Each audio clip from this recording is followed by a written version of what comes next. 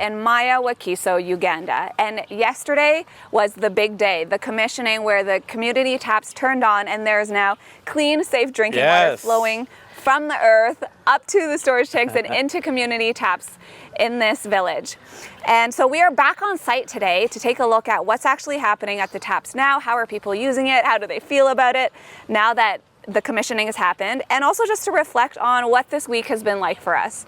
So Tim, what has this week been like for you and how do you feel now? I feel great. Yesterday was the pinnacle moment that when we turn on the taps for the community. It's been over a year that this conversation started with the community leadership, Pastor Gerald and Pastor Rita and the community leadership.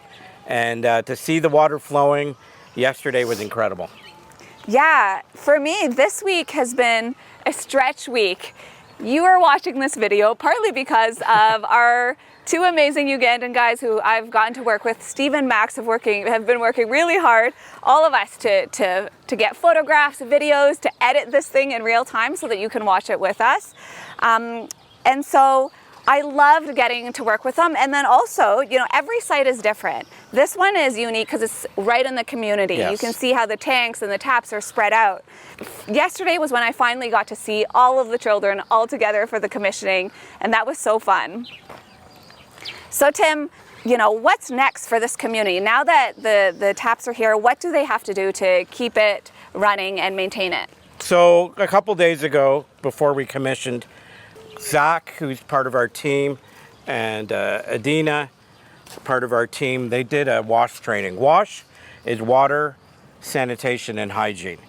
It's important that when you have clean water given to a village, just like we've done, that we educate the community. We educate the children, we educate the adults, the teachers, the leadership on how to use that water. And that's very important. So that education side is leading up to now how life is going to be. And we're excited about that. You know, when there's cultural shifts, it takes time, right? So we are kind of walking step by step with the village, with this community, on what's going to happen in the days to come as they start using the water. Yeah, and one of the things that was really encouraging to see from the commissioning is you could hear a lot of the community leaders. There was the secretary of this area and some other people who had donated land for the infrastructure of this system.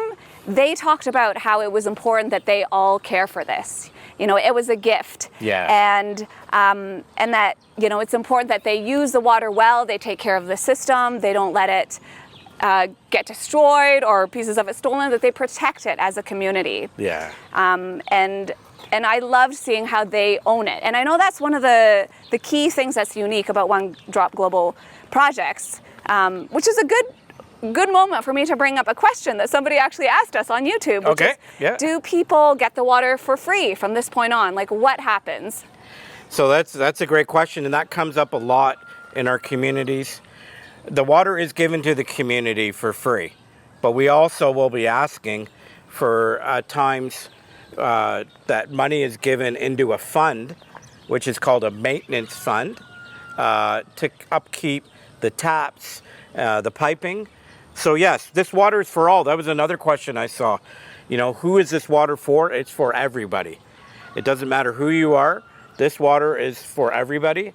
But we did a request. Zach, when he spoke yesterday at the dedication, he said, you know, we want to now have some money being collected, very little. Again, what they can afford to be given into a fund. And that water committee that's made up of the village people will then be managed. So it's important that we have that. And so I'll just briefly explain what the water committee is, because when I first started doing water projects with Tim, I was like, what is that? It's just like, you know, back at home where you are watching, there are things like youth advisory committees or like, you know, parent teacher committees. They advise, they are already leaders in their community. It could be mothers, it could be teachers, principals, people who just work and live in this community who care and they want to help advocate advocate for it. So they volunteer to build, to participate, and basically they create guidelines for this village on how, you know, how it's going to be used, how it's going to be repaired, and also if things happen, they are the ones that say like, hey, this is not how we take care of the system, this is how it should happen. So yeah, and that water committee is linked to our One Global team. So if there's an issue that comes up, they will communicate really quickly to our One Global team, who will address any issues, and that's yeah.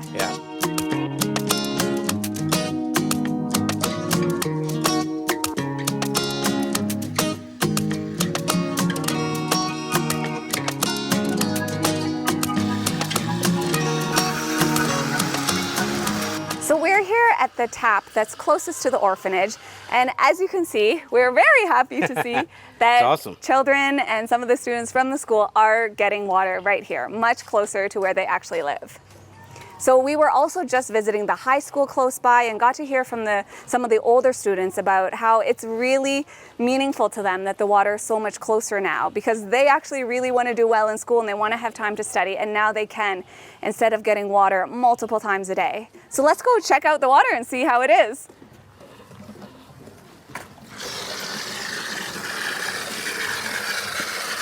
So right now, these are children from the community. We've just come at a random time. You can see the rain has stopped and they're here getting water.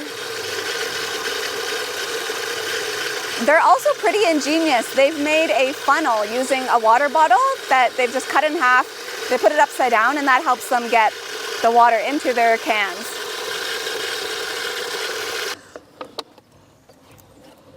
So Tim's gonna, let's check out this water.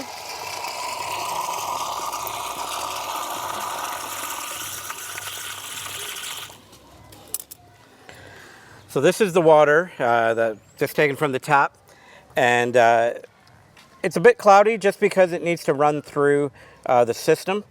To, you know, there's dirt in the piping and some in the tanks maybe, and it'll take a day or two just to get rid of this cloudiness. This water was tested by the Ugandan government. We got our results back this week. Everything passes, all of the bacteria and everything that is for drinking quality passes. But obviously, when you build a water system, it needs to take some time just to get clear. So we want to just let you know how it works. And this is very normal in doing deep wells, deep boreholes, that will do that. But it's safe to drink, everything's good, and we're just so happy that we can give water to this village.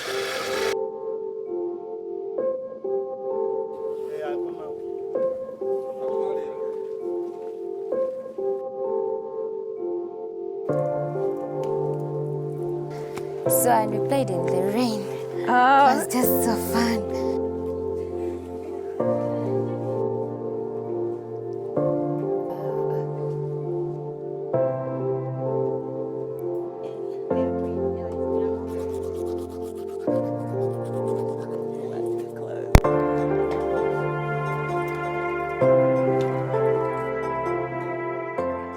We get like a lot of challenges, like for example, you get a lot of stress thinking about where are you going to get water, at what time am I going to go, you have to hurry up to do this. So we even not get time, like we get out of the class when teacher is still in class, like, so that's how we are suffering with water. Even like talking to our friends, cooperating with others, like help me, guys carry for me the jerry can. We want to thank you guys that you came out for us, to help us, that now it is too easy for us. We now get time to revise our books, to bathe. Some of them even take time without bathing. Like they just only wash their legs, their hands, and they go in a classroom to save water for washing their clothes. But because of you guys, we now also shower, we now also wash our clothes and they be clean, very clean. We also don't get a lot of stress. Like for example, the moment you think about it, that let me go fetch water, it is just near. Just you take like there, then you come back, revise your books, you speak to your friends, you get time also to wash your cup, your clothes. So thank you so much. God bless you. May God add you more the opportunities so that you can walk nations. Because of water, we don't get time to revise books. The performance goes low. But now I thank you guys because you came. Now we can even, now the performance is getting high. Now we can even score the marks, good marks because of you guys. We get time to revise.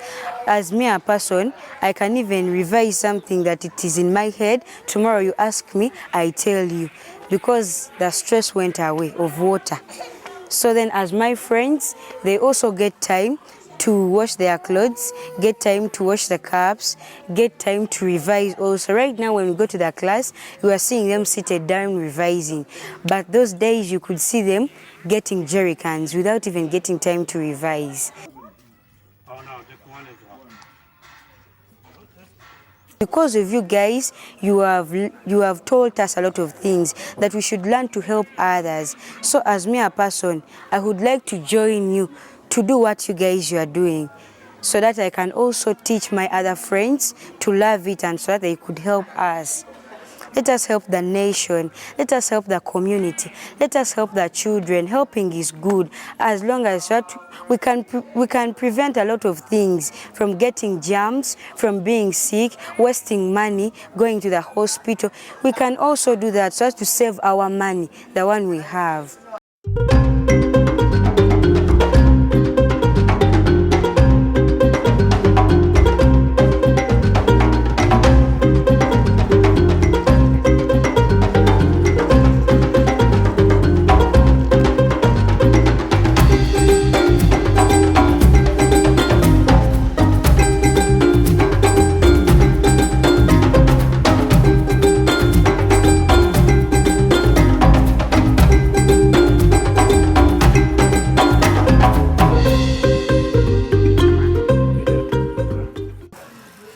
We are under the tanks right now, and these are the meters that Tim needs to read before we go.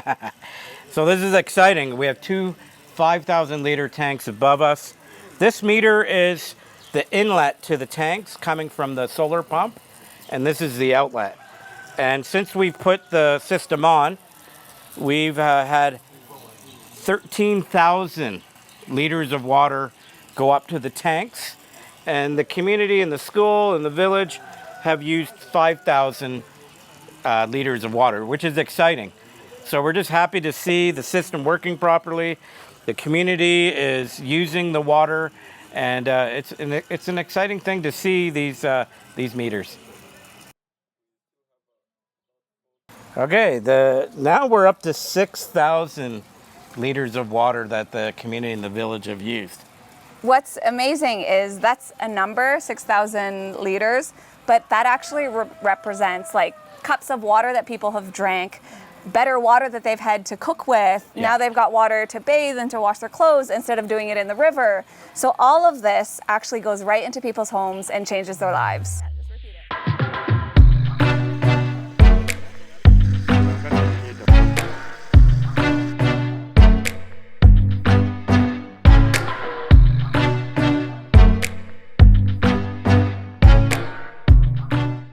As we wrap up, I want to hear from you. What has been your favorite moment from this trip?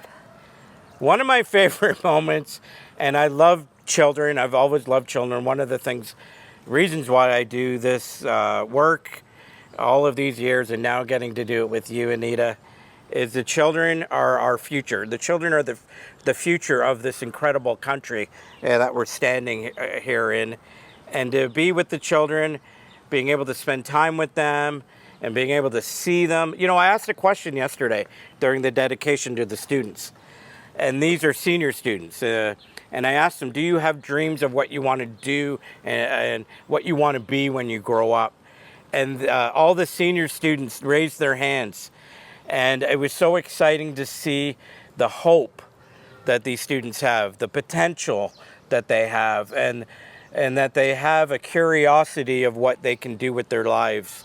And that excites me. Yeah. And to see that, it was incredible. Yeah, that's a good one. What about you, Anita? I think my favorite moment Can I pick two? And I'll say them quickly. So one would be our evening dinners. As you're going to see and have seen in these videos, there are many East Africans who have helped build this project. There's Ugandans and there's a Kenya team that also came to learn and also to contribute.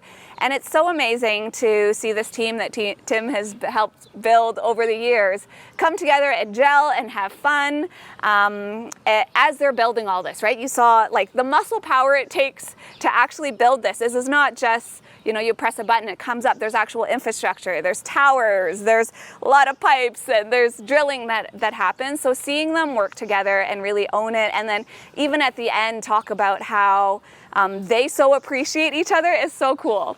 And so, you know, I loved those dinners with the team. And then my other thing is obviously getting to make these videos. Other trips I've done with Tim, I work hard to take photos, to get social media content, but this time, thanks to the contributions of our Ugandan creative team, Steve and Max, you get to watch this. And just so you know, if you have loved these 4 episodes, leave comments in the description below, because they are watching and they are actually, you know, they're like, oh, we see these comments. You know, they're working hard to edit because they're motivated, because they see that you guys are watching from all around the world, you know, and we're reading all the comments. So we're just really encouraged by that. And we want to do more things like this. And so that's why we also invite you to join us. Yes. Do you want to talk more about how people can donate and support projects like this? So again, this type of work that we do, this labor of love, is done by people that cannot necessarily do what Anita and I are doing right this week and come to Uganda and stand within the village and work with the team, but they're able to donate. And we've had people from all over the world give towards the money that we're raising. People from Singapore, the United States, Canada, people from Australia, New Zealand. And again, we thank you. It doesn't matter how much is given, because all of it is being given to help people. And you know, sometimes you might have more money and you might have the opportunity to give more money. Sometimes you have less money and you can give less money. So what we're doing, and we will always do this, is we want to give the opportunity for you at home, for you to give towards the work that we're doing, and to see villages changed, lives changed, communities changed. Yeah, our goal this time is to raise $10,000, and it's starting to rain harder, so hopefully it's a good sign that it's also going to rain funds so that we can do more projects like this. You know, if we exceed our goal, which we would love to, it just goes to doing more water projects, bringing clean and safe water to thousands more people. Thank you very much. Yeah, we better get out of the rain.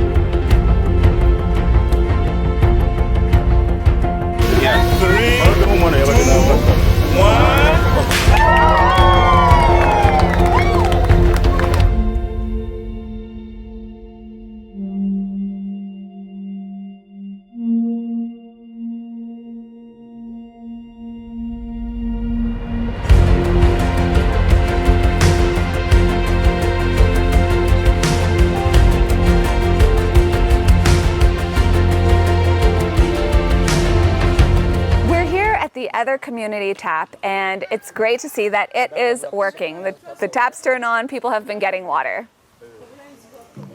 So we want to invite you. We're at the close of our part of the project, but we want to invite you how to partner with us. We've had messages from people all over the world saying, how can we get involved? How can we partner?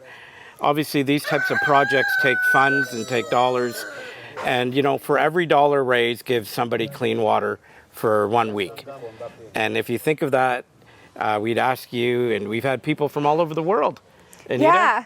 Our goal this time is to raise $10,000 that'll help complete this project and fund more like it. And it would mean so much to us to have you involved with it. If you've enjoyed watching this 4-part docuseries and other videos on our channel, you know that it means a lot to us to use the talents, the gifts, the experiences that we've had to do something good. And this is one of the ways that we love doing it. And we'd love for you to join us. So whatever you can give, know that it is appreciated, and every dollar of it goes into building more projects like this so that children, mothers, families all around the world can get clean and safe water. So you can click the link in the description of this video to get the details, to go on the website to give, and let's see what we can do together.